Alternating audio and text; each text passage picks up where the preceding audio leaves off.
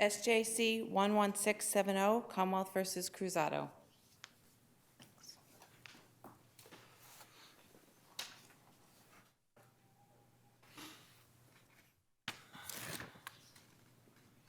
May it please the court, I'm Ruth Greenberg. I represent Mr. Cruzado. With the court's permission, I'd like to take my first few moments to deal with the discrete issue of the telephone, because in the happy event of retrial, I think it will matter.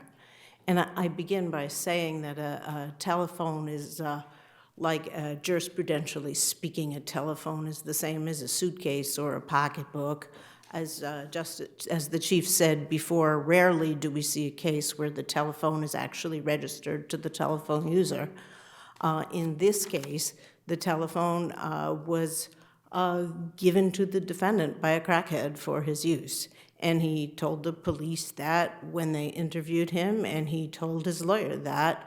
So the defendant was given the phone for his use. And just like when a purse or a pocketbook or a briefcase is given to you for your use, those things contained within it you have an expectation of privacy in them. Yes.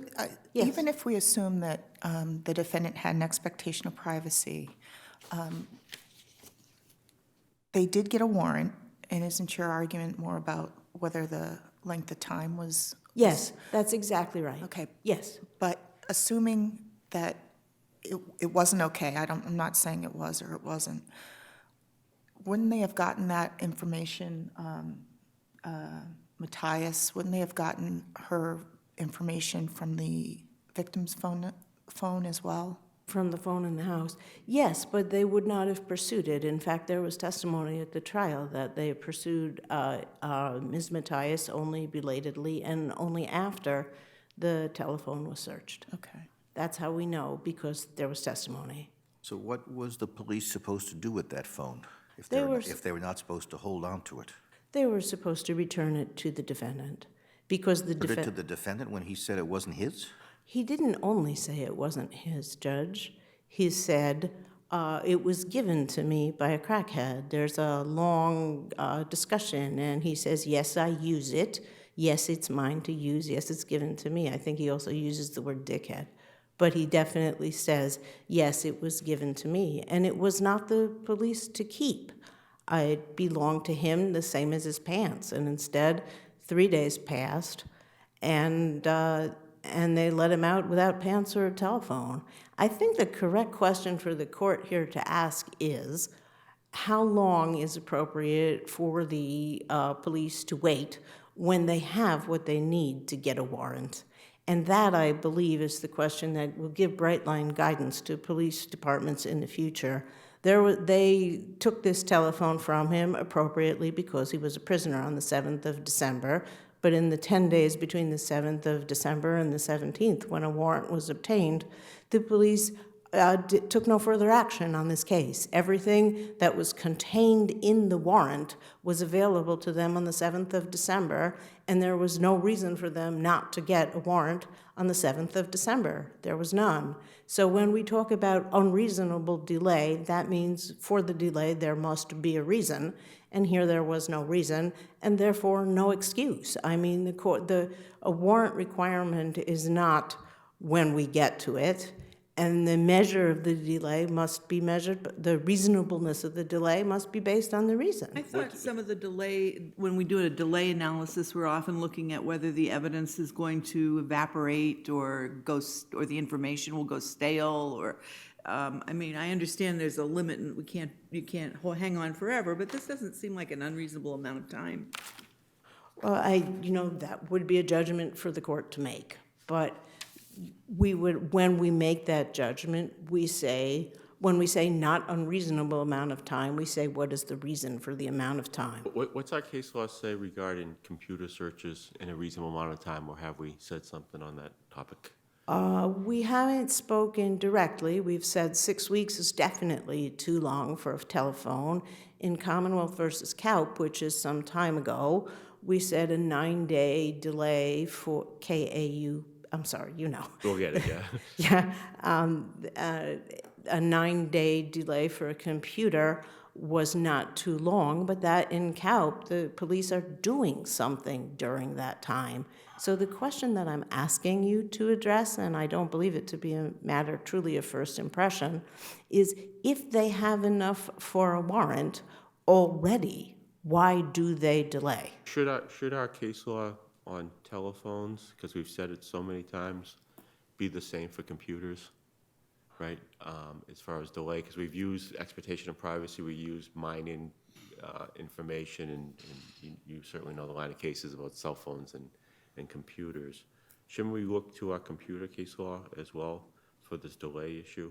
You could look at the computer case law, but you could look at the case law for cars and pocketbooks just as well in a case like this. We extend time often for the delay in getting a warrant for a search of the computer because searches of computers can be complex and the police need to gather a lot of information in order to get a warrant to search a particular part of a computer. So we give the police more opportunity to gather what they need. We don't say to them, if you can't gather it, then you have to give it back. You have opportunity to gather it.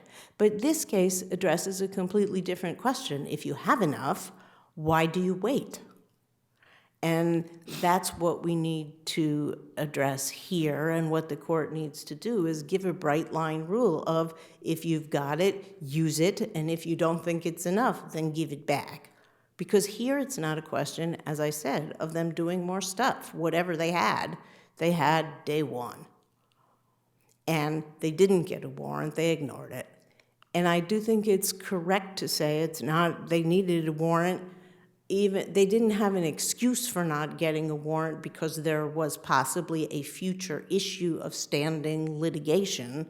The phone is not open to the police because the defendant borrowed it. It doesn't get more open.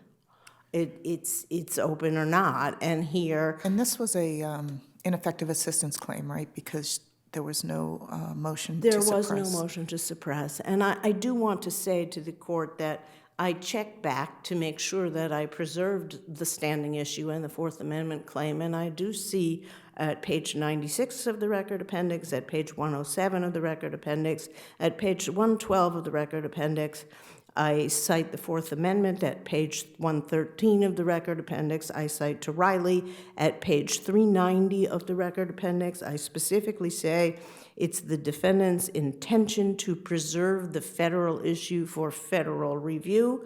And we are also made aware that I raised the issue of expectation of privacy because the judge in her ruling below, which of course was against me, the judge devoted at least 3 or 4 paragraphs to the federal question of expectation of privacy. So I don't think there was any question really about what I was arguing below or what I'm arguing here. To the extent I should have provided better citations, the error is mine, and we can avoid an additional level of appellate review. I possibly should have cited more federal cases than Riley, but it is the reason that a claim is brought as an ineffective assistance counsel claim together with a Fourth Amendment claim is because otherwise Fourth Amendment claims are barred from habeas review. But I also raise it as an Article 14 question, and I'm always conscious of the relation of state and federal law and preservation of a victory, as well as the argument against defeat, if this court were to decide it under the automatic standing rule of Commonwealth versus Amendola and under the more protective measure provisions of Article 14 in terms of privacy, then that decision would be shielded from any challenge because it would have an independent and adequate state ground. And when you see in my pleading me saying the court doesn't need to reach the Fourth Amendment issue because the court could decide it under a more protective 14th Amendment analysis, and the court doesn't need to reach an expectation of privacy analysis because we can decide it under automatic standing, all I mean to say is not that the federal claim is waived or the expectation of privacy is not asserted, but merely we could decide it easier under the applicable state law rule. But aren't we looking at this as a substantial likelihood of a miscarriage of justice? Because it's a ineffective assistance claim by the motion counsel, right?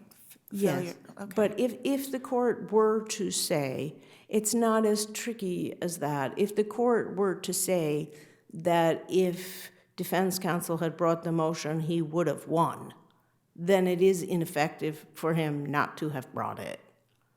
Now, you could add one layer of analysis to that and say it wouldn't have been ineffective of him not to have brought it because even if there had been no cell phone, the defendant would have been convicted anyway.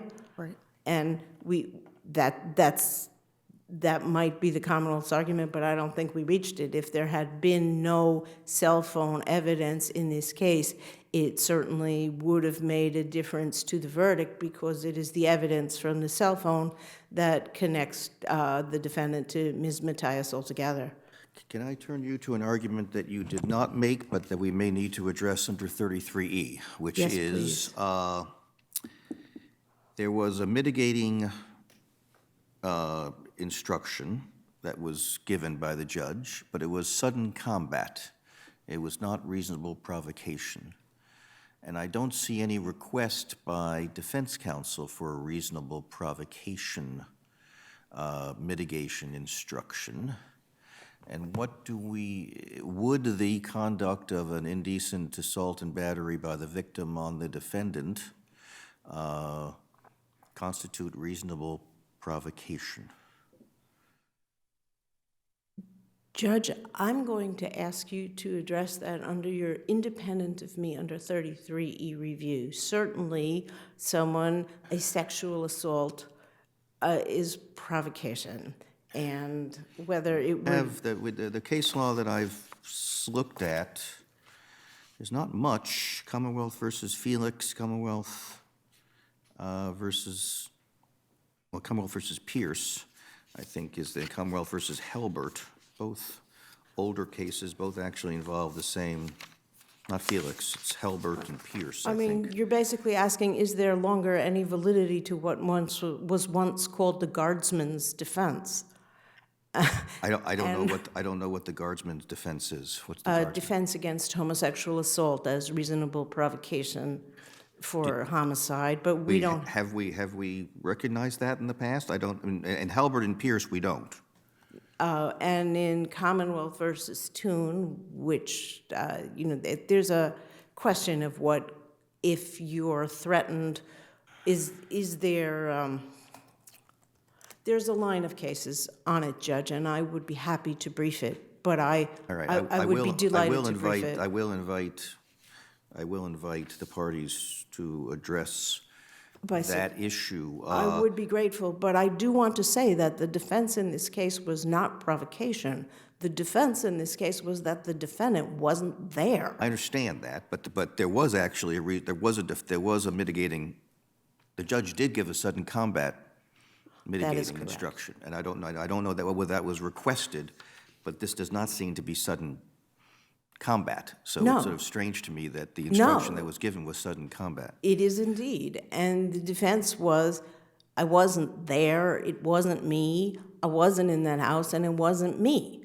And the reason and it's a distractor to speak about whether this killing was mitigated or whether it was appropriate self-defense or excessive force in self-defense. The issue in the case is identity. Well, I understand that, but that didn't stop Mr. Kemholtz from actually complaining about the model penal instructions, the model homicide instructions with regard to mitigating, saying that they should be, I think this was an earlier version of the instruction. It was before the 2013 instructions, I think, were out, although apparently a version had been published because the judge said, I'm going to rely upon the existing ones, not on the draft. Yes. So I guess we're on an earlier stage. Tell me a little bit about, was there any evidence as to the size of the defendant versus the victim in terms of strength, age, relative? How big was the defendant? How big was the victim? The defendant was present in the courtroom, and he is large. The victim, there were pictures, and he is small. I would be delighted to brief it for But how the about court. age? The defendant was 37, the victim was older and sick. This is not the defendant's strong case. I will brief it for the court. What I would like the court to address is the larger question of the role of race in America. I don't want to give you a small job. Let's talk about what it means when the trial court admits on video 3 times the defendant's use of the word nigger and whether that tainted the trial. This seems to me to be the central issue of this case. Other evidentiary issues aside, the Commonwealth's case, and let me begin that kind of backwards by saying the Commonwealth's case here is really very, very weak. You look to the DNA evidence in the case before us, and you understand the Commonwealth's theory of the case here is that the defendant ate here, slept here, showered here, smoked here, turned the lights on and off here, visited twice and stayed 3 hours. There's not one trace of forensic support. I mean, I don't know if... About the overheard confession. Yes, that's what we have. Here are the 2 pieces of evidence in the case. We have the alternate suspect in the case who has already lied several times to the police and who has already, who is known to abuse the victim. The alternate perpetrator is the victim's live-in lover who hits him and who buys dope for him and who is a witness to the victim. And I don't judge the victim, but the victim lives kind of a dangerous life according to the alternate suspect's report. Okay. And the alternate suspect is part of that dangerous life. But going back to the motive, why wasn't the defendant, the defendant's use of the N-word, why wasn't that properly admitted as partial motive for the crime? Because the question was not about why this defendant killed this person. The question was whether this defendant. So Isn't motive part of determining whether somebody did something? it would have to be extremely specific. If every person who used the N-word in America were therefore more likely to kill this defendant, the pool of suspects would be large. Be limited to the Indeed. ones who were who were close to him, wouldn't you? I mean, we're not going to expand the pool so mean, much that The you still are problem is, limited by the circumstances. the problem is that the reasoning is circular. What the defendant is arguing here is that the confession is this purported confession overheard only by the alternate suspect, and we'll come back to the phone record on that. That the fact that he just incidentally happened upon the defendant quietly confessing randomly, the defendant has always argued that that phone call was a fabrication. It wasn't a recent fabrication at trial. It was always a fabrication. Isn't that a call? I'm sorry. Don't you have Hilda Matthias saying the same thing? You do, and it was the defendant's argument that Hilda Matthias said it because the police suggested it to her. So what you have, The evidence of that? you can see from the record that, I mean, the defendant's suggestion is that there is a relationship between Jamie Hernandez, the abusive lover, and Hilda Matthias. That's the argument. Aren't these calls the jury made? Aren't these properly for the jury? These would be great calls for the jury to make if you had a jury that was untainted by being told right at the beginning of the trial, because of Judge Giles' decision, they were told right from the get-go, every juror that came up, the first thing they heard is the defendant uses the word nigger. And then they heard... That's part of a voir dire, correct? As part of voir dire. And then they heard an opening, the defendant uses the word nigger. What And was then it- they saw on the screen 3 times, like in What was DePache. what was the reaction of the potential jurors? Were the jurors that said, "I'm not going to serve"? One was excused. Or just one out of the venari? One was excused. And would you say that the use of that word would show a type of animus towards people, a group of people? Yes. Yes, what it does, it did exactly what the Commonwealth intended it to do. The Commonwealth argued the defendant was more likely to be guilty because he was racist and because he was homophobe. In fact, if you watch the video all the way through, the defendant says, I have a very good friend who's gay. He died. I have no problem with gay. Basically, my best friend is gay, kind of like that kind of cliche. But what the Commonwealth's intention was to do was to just portray him as a terrible person, a racist homophobe. And we know that's the Commonwealth's intention because they said so and because they say so on appeal, and that an argument that the defendant is more likely to be guilty because he is a racist homophobe is character evidence, pure and simple. And the judge admitted it for that purpose against constant objection.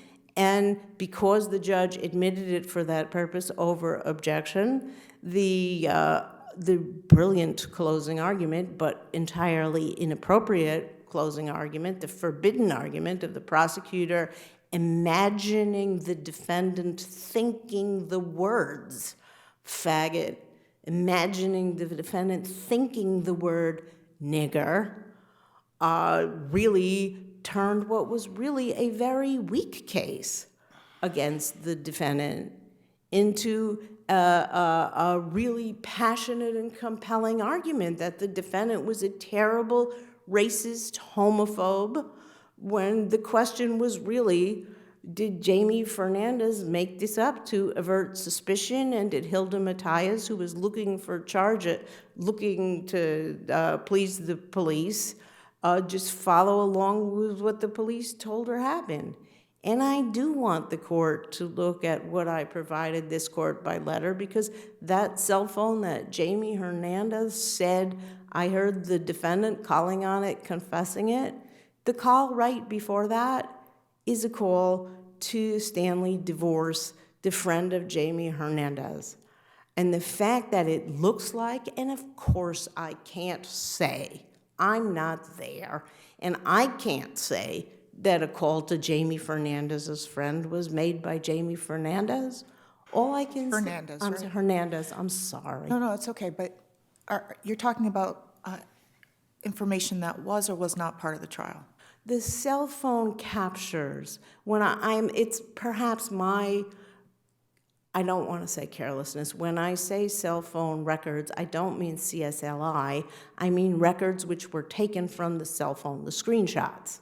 The screenshots were part of the record. The screenshots were shown to the jury. There is an extra screenshot, which I gave by letter to this court shortly after I filed the brief, which shows Stanley DeVorce's phone number on it. It ends in 1006. I added to that the police report of, I think it's Trooper Canning, which identifies that number as Stanley DeVorce's and refers to the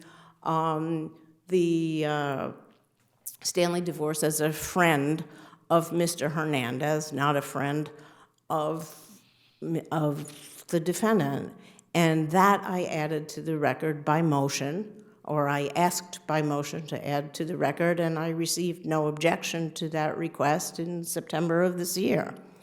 So while the phone captures certainly are, and the identification of the number as DeVorce, Hernandez's friend, since it is, I don't think the Commonwealth can take objection to, given the awesome power of 233E review, they can't actually say the number is not DeVorce's. And we are here to determine, the question is, did the jury really here legitimately consider, did Jamie Hernandez make this up, Or were they so overcome by the argument that the defendant is a terrible racist person that they didn't fairly evaluate whether or not Jamie Hernandez was a liar? Because it's pretty clear he was. So I think the problem is that you didn't really put a fine point on the argument. The argument you're making has to be the racial animus is, and using the N-word is probative of his state of mind and probative of motive. You're saying that in this particular case, especially with the repeated use of that word, that its probative value was substantially outweighed by the danger of undue prejudice and poisoned the trial. Right. Its probative value is minimalized by the fact that the defense is identity. Mm-hmm. If the defense were, this was my reason for doing it, right, or my state of mind is less culpable, then racial animus would be meaningful. But when the defense is it wasn't me, racial animus adds very little. Yeah. And you are not the first court to consider whether evidence of the N-word taints a jury.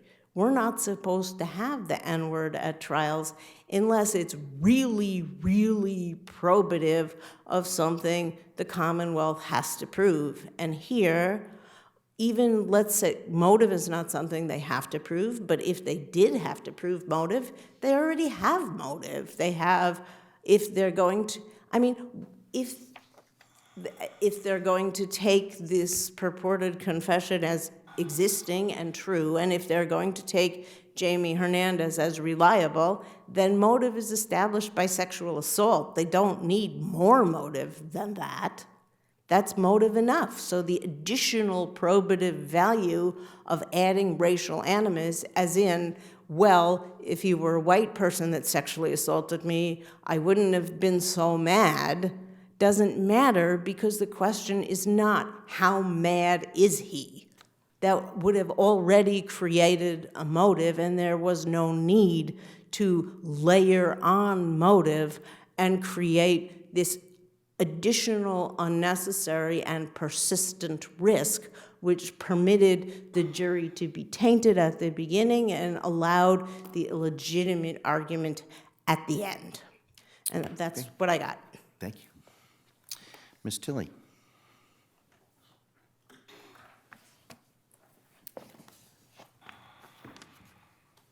Good morning, Your Honors. May it please the Court, Colby Tilley on behalf of the Commonwealth. I'd like to start where my sister just left off, as whether or not the racial slur was properly admitted by the trial judge as it went to motive and intent in this case. It's not that the prosecutor was claiming that this individual is a racist homophobe. She was specifically grounding it in the defendant's own words about the victim in this case. So she was saying in his interview to police, where he says he's shown a picture of the victim, he's not told it's the victim in this crime, but he's shown a picture, and they say, do you know this man? And his response is, looks like a nigger to me. No, he's black. I don't know that motherfucker. He's clearly indicating I would not associate with this individual that I'm being shown because he's black. He also made a statement to Hilda Matthijs in which he specifically mentions the race of the individual, in which he says, the black man fondled me. I was asleep in my boxers. I was woken by the black man who was fondling my testicles. I woke up, I pushed him, said I'm not a faggot, and then put him in a headlock. That was her testimony at trial. So both of these things, the race and as well as the fact that the victim was a gay man, played into whether or not the defendant had a motive to commit the murder. And although motive is not an element, it certainly goes towards state of mind and intent, which is something that the Commonwealth needs to prove at trial. So regardless of the fact that the defendant is saying, it wasn't me, certainly we have to prove that it was the defendant, but also we can paint a picture as to why the defendant would have killed the victim in this case. The judge, there was no limiting instruction requested. The judge did do an individual voir dire, and one juror was excused. The prosecutor mentioned the N-word once in her closing. It's on transcript 6, page 60, and she used it properly in reference to evidence of motive. I would submit to you that there was no error here, and certainly that the trial was not tainted, as my sister argues. And certainly, Your Honors have records of cases in which racial animus does come in my brief specifically, Commonwealth versus Bishop, which I know, Mr. Chief Justice, you are author of, as well as Commonwealth versus Fortini, which is a Massap case, 42 Massap Court 562. And in that case, in the Fortini case, the defendant in that case not only made specific racial statements about the victim, but also generalizations about Black people, which came in that case as well, that he thought that they were all trash and scumbags and they carry knives and guns and do crack. And that was the motive for that murder in that case. And I assume that we're in the realm of abuse of discretion with regard to its admission. We are, Your Honor. Can I turn you to a little bit of I'm trying to figure out a little bit as the timeline. So help me to see if I'm right. November 24th is when Hernandez purportedly sees the defendant who's homeless and basically invites him to stay, and that's when they have the battle with regard to who stole my phone, correct? So, Your Honor, the testimony is on the Wednesday before Thanksgiving. That's the day before Thanksgiving. Yes, November 24th. Hernandez leaves the victim's apartment to go out and get some liquor. On the way, he runs into the defendant, who he knew in the past 10 years ago, fixing a car. They talk. Hernandez invites the defendant back to the victim's apartment. They're all hanging out. This is earlier in the day, Your Honor. This is, I think the testimony is 11 a.m., 10, somewhere between 10 and noon. They're hanging out in the victim's bedroom. There's testimony that they're all drinking, that the victim and the defendant smoke crack. Then approximately 40 minutes after Hernandez and the defendant arrive, they leave, and Hernandez is going to get more alcohol. The defendant says he's going to Boston. Hernandez leaves him at the bus stop. The victim is still alive at this point. Hernandez goes back, is hanging out with the victim in his home. They're watching TV. Then the victim realizes that his cell phone is missing, accuses Hernandez of stealing it first, and then thinks perhaps maybe the defendant took it, and Hernandez leaves. That's all on the Wednesday. Yes. And then we have Thursday, which I guess is Thanksgiving. Yes. And then we have, how do we know, you say, and then you have the defendant who is there and making 6 telephone calls to Matthias, at least that's your argument. And yes, and Your Honor, I erred in my brief. It's 5 telephone calls, not 6. I said 5. I just want to point And that out. are they 5? Do we have any sense as to the length of each of the calls? Is there like he tried her and couldn't reach her, or are these actual? 3, I apologize, Your Honor. 2 are couldn't reach. 1 is for a period of 1 minute and 28 seconds. Another is for a period of 3 minutes and 58 seconds, and another is for a period of 2 minutes and 28 seconds. And that's in the Commonwealth's Appendix 9, and that's Exhibit 2 at trial, and it was testified to as well by Trooper Canning.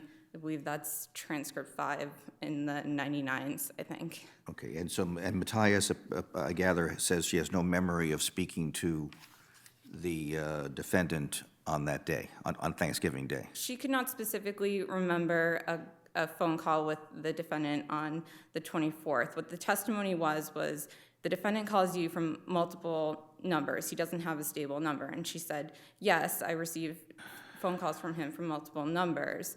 And then she was asked whether or not the victim in this case, Fred or Eric Allen, had ever called her on that day. And she said, I don't know a Fred or Edric. And did she describe what the nature of, I know that she was the ex-girlfriend. Was there any indication of what their relationship was on Thanksgiving Day of that year? There was testimony that I believe it's in transcript 3 that they had an ongoing friendly relationship, that the defendant had often called to get back together with the witness. She was arrested in February of 2011, and the defendant was in the passenger seat of the car that she was in.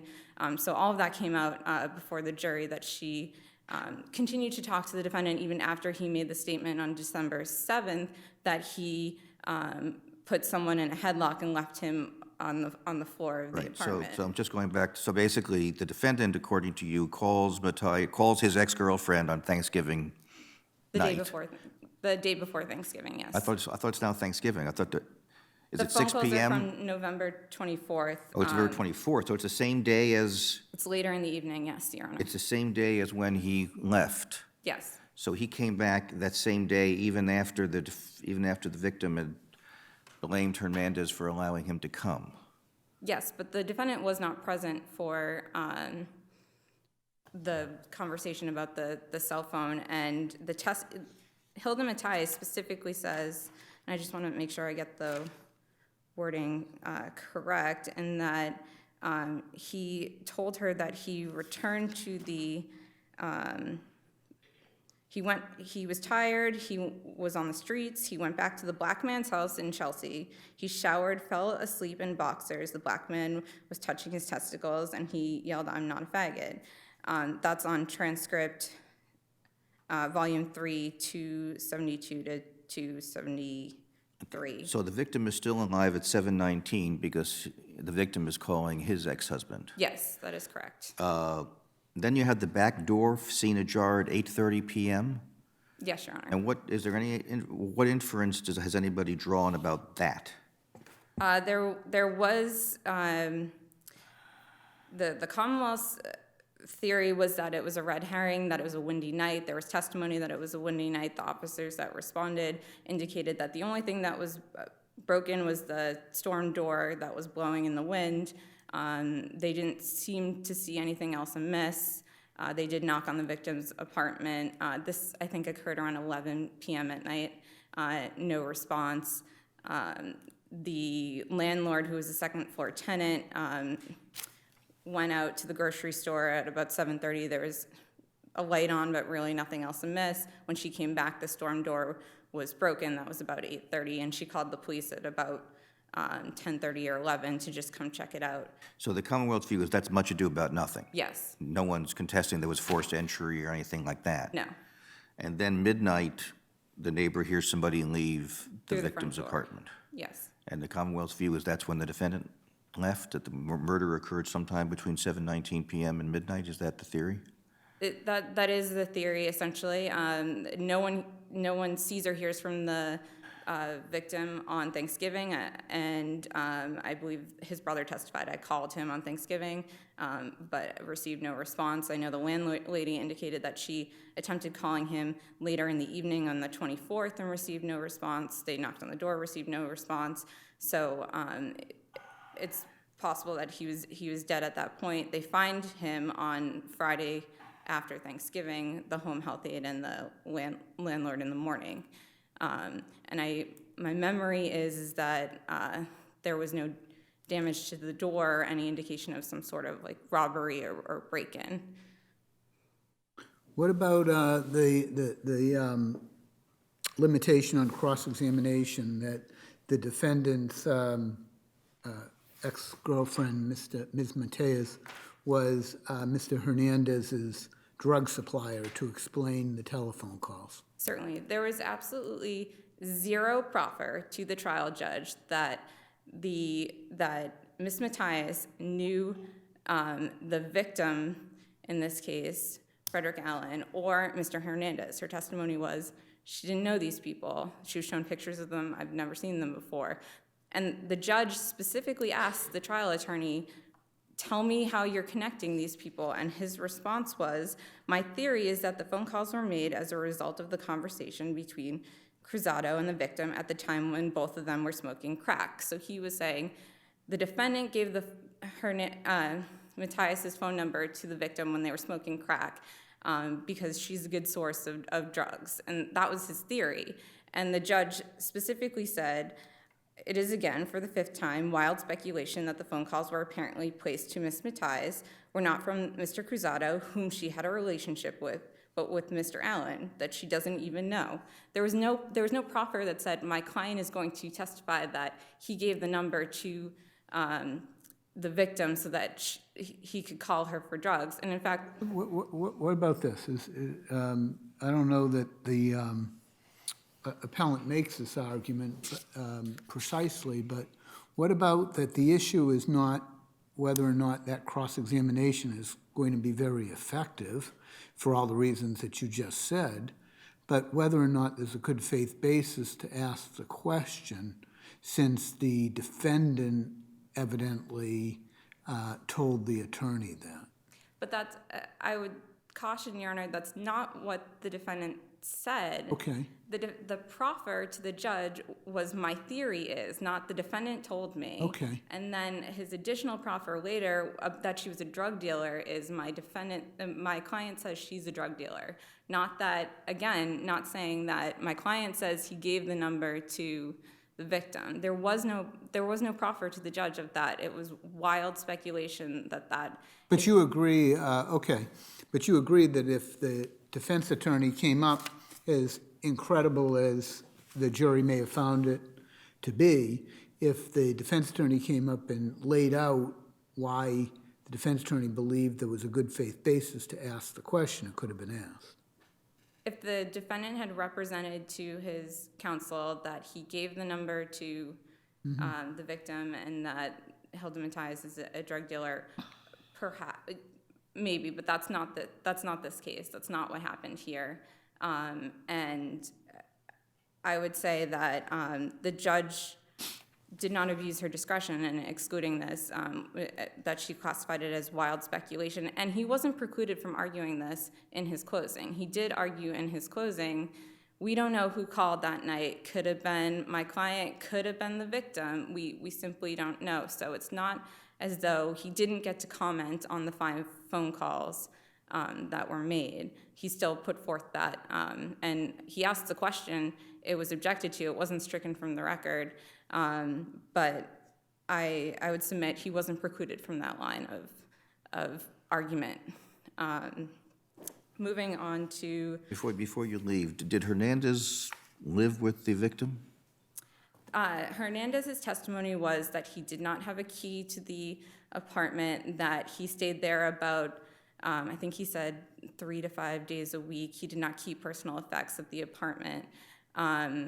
That the victim would let him in. He'd call to get into the house. The victim would let him in, or he'd simply wait for the victim to show up. So Hernandez, for intensive purposes, was permitted to live there with the victim, but he didn't have a key. He didn't have access to So he would the never home. be there alone? Is that what the idea is? He would not be able to come and go without the victim? Yes, that was the testimony that was put forth. And Hernandez offered what he did after he left the home on the 24th, where he went to his friend's house and drank some more, and then eventually on Thanksgiving in the evening went to his mother's house, and the police find him at his mother's house on Friday, the 26th. And he was fairly consistent. My memory is that he was always, he had always said, I left. We argued about a cell phone. I left. That was the last I talked to the victim. That was Hernandez's testimony. How about Mr. Divorce being called? Does that provide any foundation for the defense attorney to get into issues about the defendant's girlfriend having a relationship with Mr. Hernandez by showing that, well, how else was Mr. Divorce called other than if Mr. Hernandez was using the phone? Your Honor, I do not understand the connection that my sister is making between the fact that Stanley Divorce's number appears on the cell phone that was found next to the defendant on the 7th, and that somehow Hernandez knows Hilda Mattias.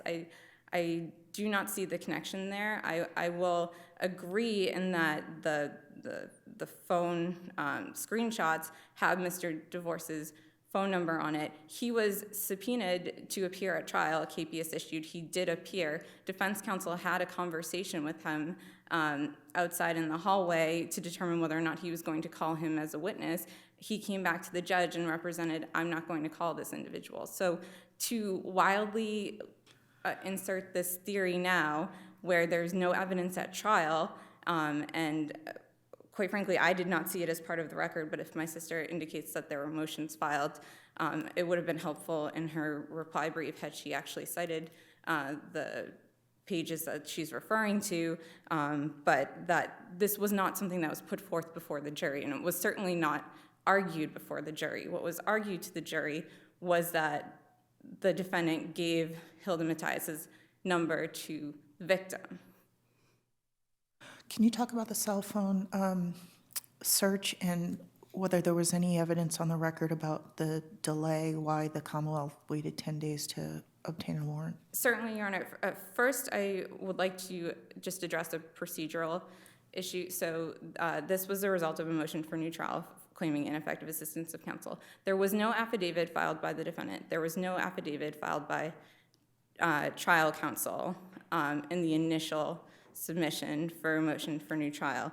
The motion judge indicated that in her finding, that alone she could deny the motion for no substantial issue. However, she went forward and assessed the claim about whether or not the defendant had a privacy interest in the phone. And she said that he abandoned the phone. It's on page 402 of the record appendix, where she's citing to Cleveland Martin, and that the phone was found in a common hallway next to the defendant, about a foot from his head. The police picked up the phone. It said Vanessa. They questioned the defendant when he got to the police station, and he indicated, I don't have a phone, I break them. They then confronted him with the phone, and he said, that's not mine. That's some dickhead, some crackhead dude gave it to me. It was clearly, again, not Vanessa. So even if he had a interest in the phone as a user of the phone, which I do not agree with my sister, that every user has an ability to challenge the search, but that even if he did, he specifically disclaimed the phone, and the phone was left behind. He could not have requested the phone back, even if he wanted to. One, it was they had probable cause to seize the phone as evidence of a confession to the murder, so they weren't going to return the phone to him. And two, it's not his phone. He can't have it back. And there was no request to have the phone back. And I think that's important in the 10 days analysis, because you're talking about someone's privacy interest and whether or not it's reasonable. And he did not have a privacy interest, so it doesn't matter. I'm sorry. No, so are you making an analogy, I think you might have mentioned it in your brief, making an analogy to abandonment, that if it was his phone, it's the functional equivalent of he threw it out the window? Yes, I did argue that.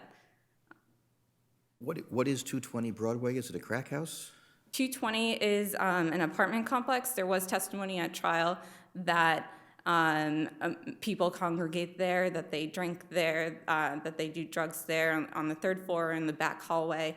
Was the testimony at trial. So you do need someone to let you in, but I don't think that it was particularly difficult to get into that apartment building. And if I may briefly just address Your Honor's question about sudden combat, that's on Record Appendix 92 is the defense attorney's request for that jury instruction. The defendant asked for it. He did. But did he ask for a reasonable provocation defense? He titled it Heat of Passion and Sudden Combat is what he titled his request. Meaning separate request or heat of No, passion it was one dash together. sudden combat? So there was never any request for a reasonable provocation? I don't believe so. And to Your Honor's question of do we know what the victim, proportions of the victim and the defendant, I would urge Your Honors to watch the video that's Exhibit 64. You'll get a good idea of the defendant. He's a larger individual. The victim, the ME's testimony was that he was 5'5", 146 pounds. That's on Volume 4, 214 of the record. And that he was sickly. He was substantially smaller than the defendant in this case. And I would point Your Honors to, it's not cited in my brief, but Commonwealth v.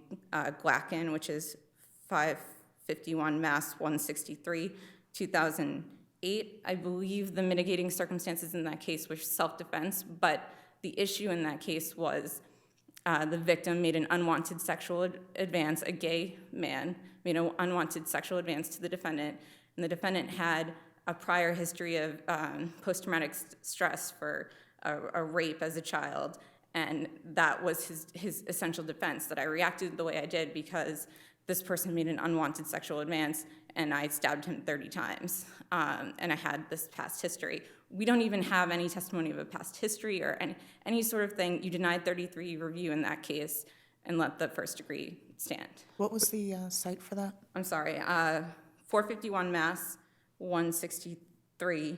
It's a 2008 case. And was the advance a sexual touching? I mean, this was an indecent A and B, if it had been charged.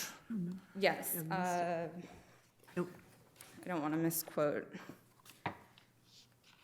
He indicated that the victim attacked me, grabbed him by the balls, and tried to get queer with me, so I So you would have stabbed had an him. indecent A and B there, too. Yes. What's So- the name of that case again? It's Commonwealth v. Glacken, G-L-A... Oh, Glacken, the G. Yes, I'm sorry, Glacken, Glacken. So I've invited both sides to, I mean, I gather that the theory essentially, the reason you claim that the use of the N-word was appropriate is, I gather your theory of the case was that Mr. Cruzado basically had this happen and got incredibly enraged and killed him as a result. And I guess the jury came back only with the premeditated, not with extreme atrocity or cruelty. That is correct. I can't really speculate as to why, but that is what they did. Right, you can speculate as to why, it doesn't matter, but, okay. But yeah, I will invite parties to explore whether or not that type of indecent assault and battery as a touching would or would not. I think our case law right now says it does not.